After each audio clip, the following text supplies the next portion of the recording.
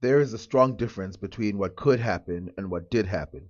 And for decades now, we had no idea what was happening in places like Rwanda during the times of Jesus. Now, it's tempting to just assume that the best things were happening, giant buildings, giant wars, and giant people being visited for times and times. Now, let's first talk about things that we can immediately confirm. We can confirm that by the time that Jesus was around, the people of Rwanda had already been established, and they had clay bricks that were, recently they found clay big bricks with symbols on them from that era, but a lot of them have been used to create fires. So, in other words, these are bricks that are used to surround a fire in order to continue to do the iron smelting that they have been doing for at least 2,000 years. Now, of course, this iron smelting is joined by several other things that they've been doing for at least 2,000 years, like growing pearl millet and several other cereals, as they're called. Now, if we take this map from the 1600s that shows Rwanda and it shows Zimbabwe and it shows all these other places, what we get is an interesting thing. We get several kingdoms that seem to arise at the same time, and they arise when the Europeans get there or the Arabs get there. Now, interestingly, Rwanda is in a position where it had communication with both the Kingdom of Congo and the Swahili coasts. People say things like, well, the Swahili coast and the Kingdom of Congo were completely separate. Now, of course, I've proven that this is not even close to the truth because the people of Angola were well aware of the Monomatapa. In other words, they were aware that there was a king that held great power all the way to the Swahili coast. But the people who were in the real position to judge this were the people of Rwanda and just the Monemuji kingdom. Now, this Monemugi or Monemuji kingdom was old, but how old was it? So let's go back to the Jesus times. So in Jesus times, we know that they're capable. This is why I want to separate what is possible and what happened. We know that they were capable of building stone structures, especially out of clay. We know that they built some clay structures, but we don't know how permanent these structures were. We know that they must have fallen down at some point because they're not around now.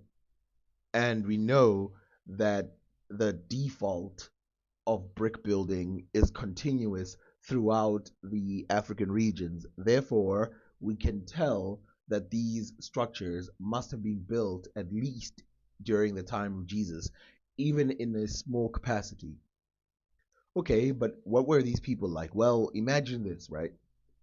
Imagine you have rain coming down, and every single day you have to prepare for that.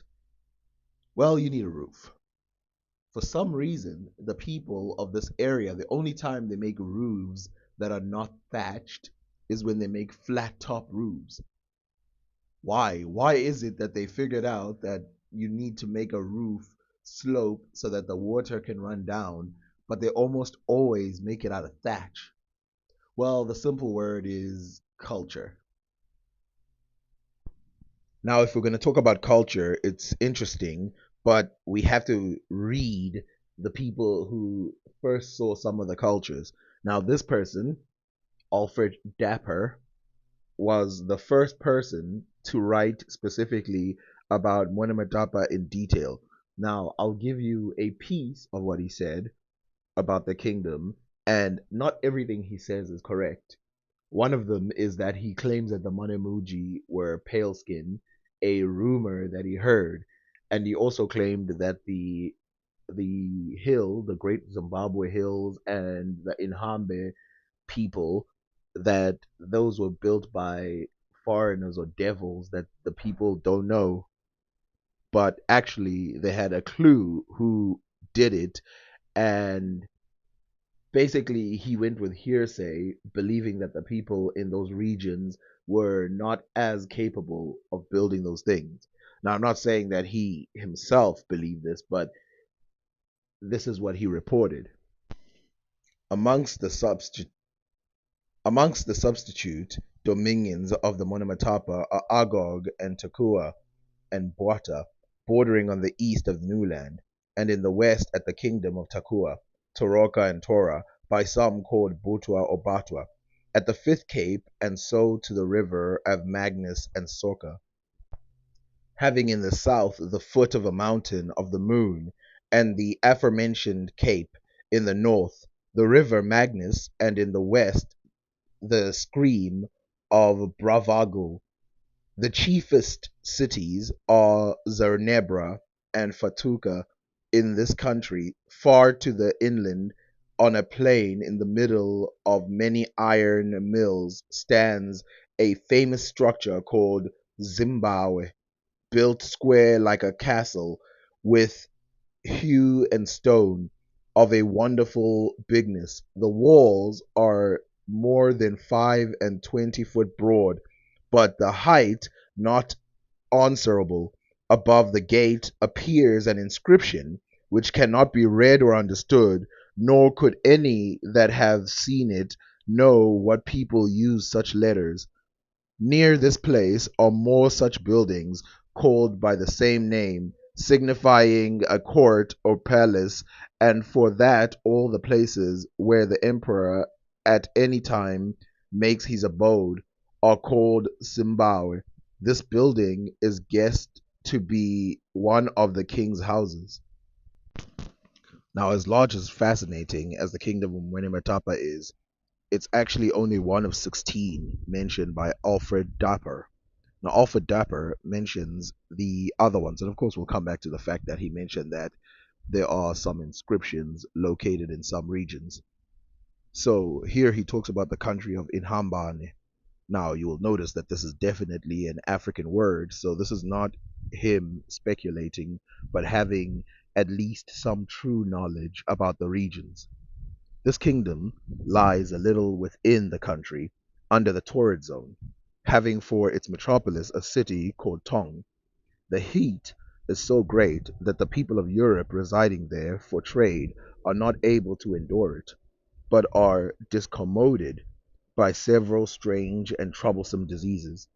The inhabitants generally keep to their ancient idolatries, though many, by the diligence of the Portugal Jesuit, have embraced the Christian religion, and in particular, as we told you, Gonzalez Silveira in the year 1560 baptized the king and his whole court.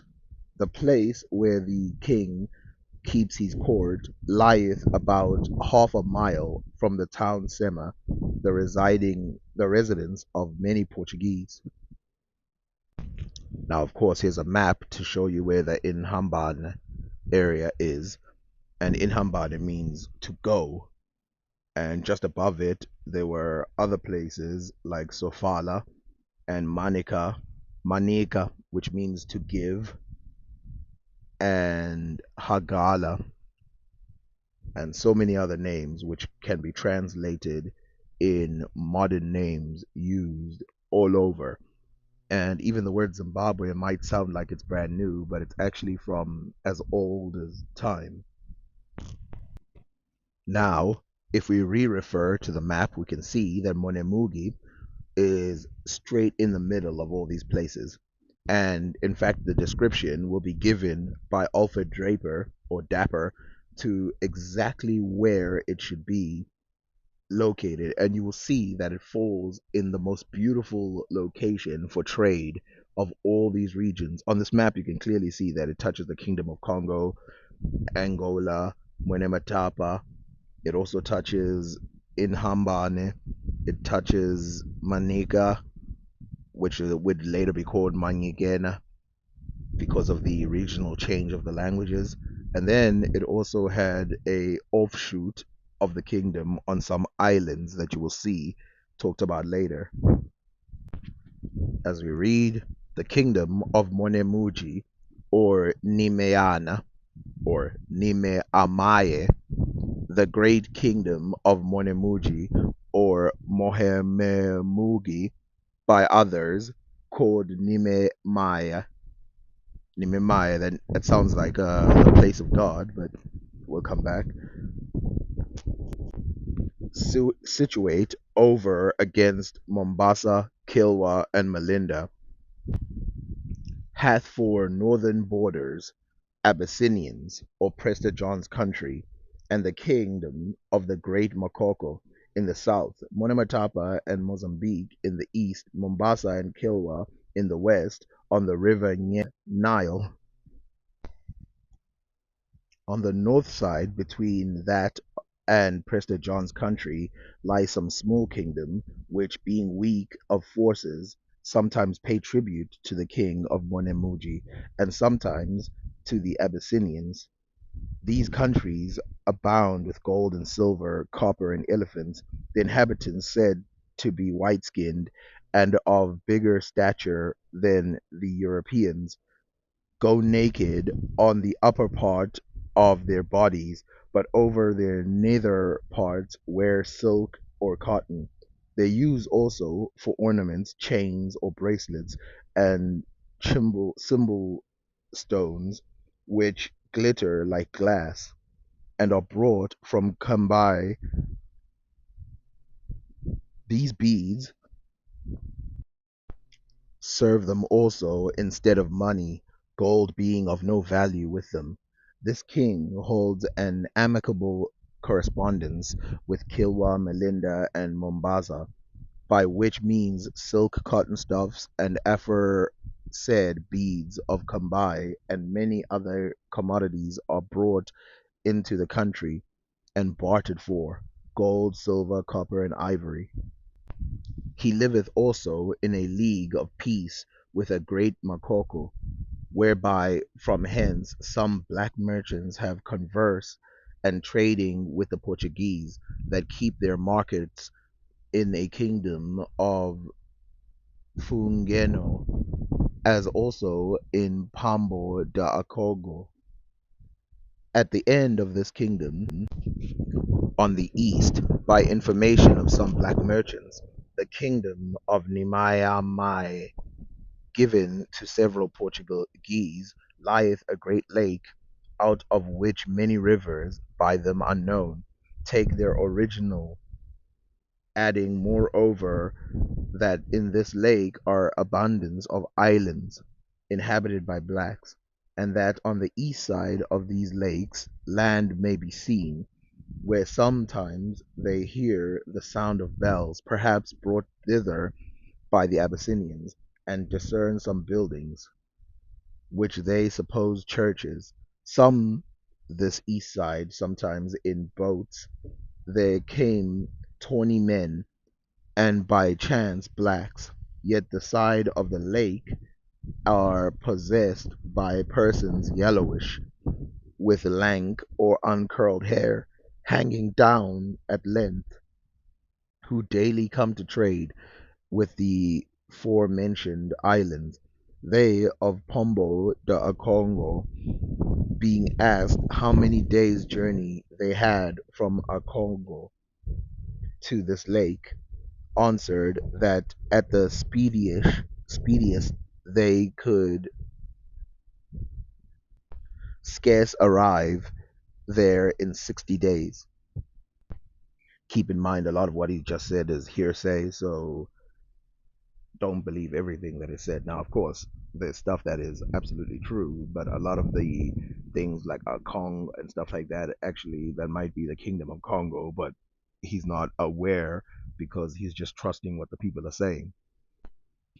The valleys between Akongo and this lake are related to be exceedingly fruitful, being enriched by many pleasant springs, frequented by divers sorts of beasts and fowls, shadowed with very fair palm trees, whereof the inhabitants make wine and oil, and so much honey in many places that it lieth like dew upon the ground. No Christian hath ever penetrated thus far, not indeed are willing, partly because of the desolate and untrodden ways there, of and partly for the intemperance of the air, but principally for the fear of the Yagas.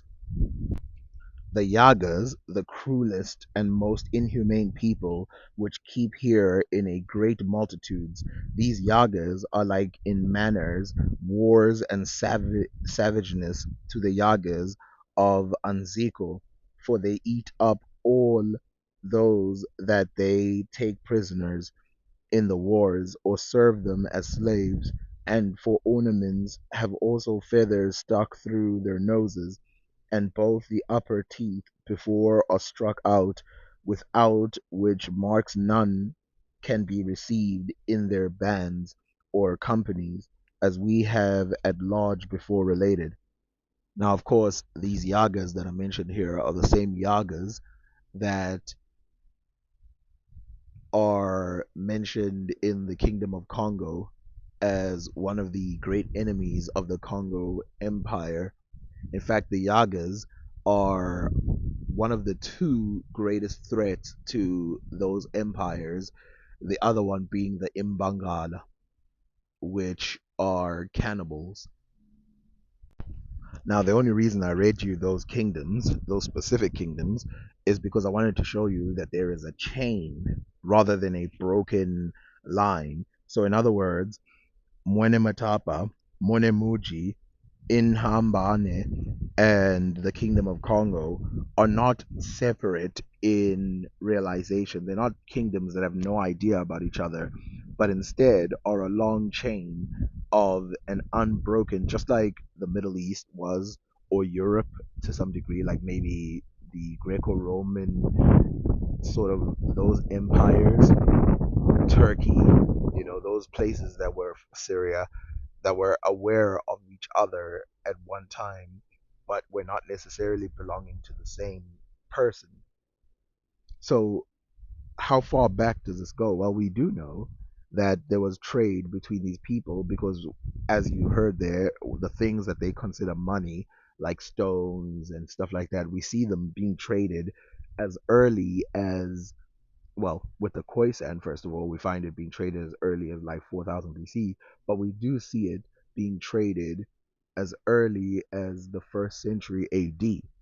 So even when, the people, the Christians, were being formed, we find that people here were trading. Now, of course, these people were not Christian. They weren't even aware of such things. Instead, having their own completely unique religion, which must have been the same as the ones that exist today, because they're so consistent throughout the nations. Now, I did make one mistake until I went and did more research, and I said that the moon was the most important thing in their religion, but it turns out that actually that was more a southern Bantu thing. But let's get back to this. So, what happened? What happened in the first century? Well, based on research done, we find iron smelting right here.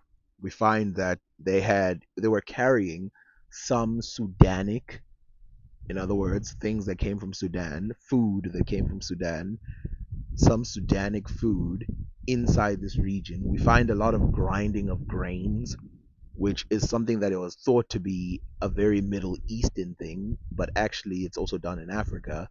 But they don't use Middle Eastern grain, they use African cereals, and they grind them apart and create different types of, let's call them porridge, and in some cases they bake them, but that's very rare.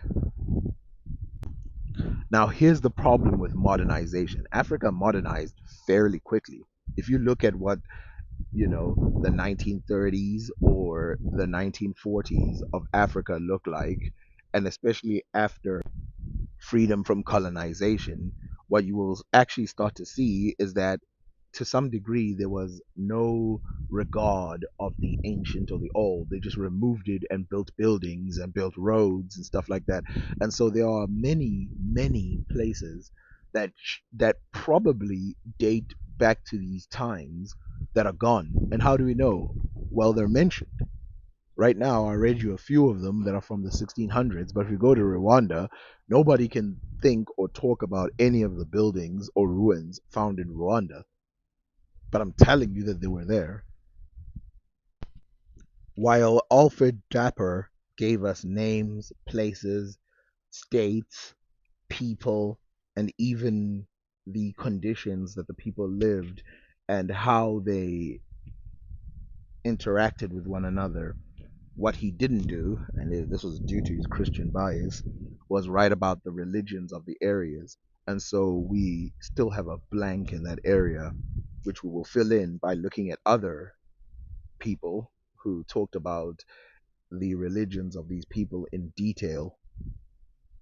Now, I don't want to scare anybody, but one of the reasons why the Zandra rebellion happened was that not everyone who was Zanj and taken as slaves into the Middle Eastern areas was necessarily sold into Islam, but instead converting in order to avoid slavery. This means the African religion played a big role in why the Zanj rebelled against those people or was in a position where they didn't care if they destroyed Islamic buildings, they didn't care if they destroyed mosques. And of course, it's called the Zanj Rebellion, but there were also Bedouin with them who helped, you know, who helped take over parts of the Islamic regions. And by the way, this rebellion was not small. You know, a lot of rebellions around the world, people talk about them like, oh, they captured some people. No, they captured cities. Now, of course, we can't avoid the question about why does he mention that there is a small kingdom of people who are pale skinned and have long hair who were in the Manimuji regions and they were trading with the Abyssinians and the kings of Manimuji. Well, the reason he says this is because, again, it's hearsay and the pale skin, and you can see that he sort of corrects himself later by saying they're yellowish people with sort of long hair. But and he says there are 20 men and all this other stuff. What really happened, and you can see the names that are given have nothing to do with any other place besides Africa. What really happened is that there's a lot of talk within the people. You can't trust everything that the natives would have said because there's a lot of what's the word I'm looking for? There's a lot of mythology within the religion of Africa. And so, the people who are living at the same time as the Zulus, if you asked them, they would have told you they were like 10 foot tall.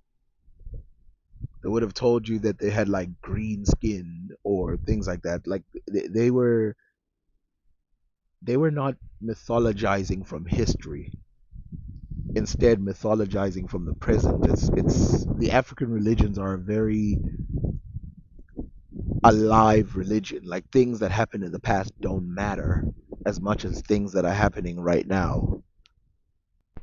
And so they overstate and they try to weird the people of those regions.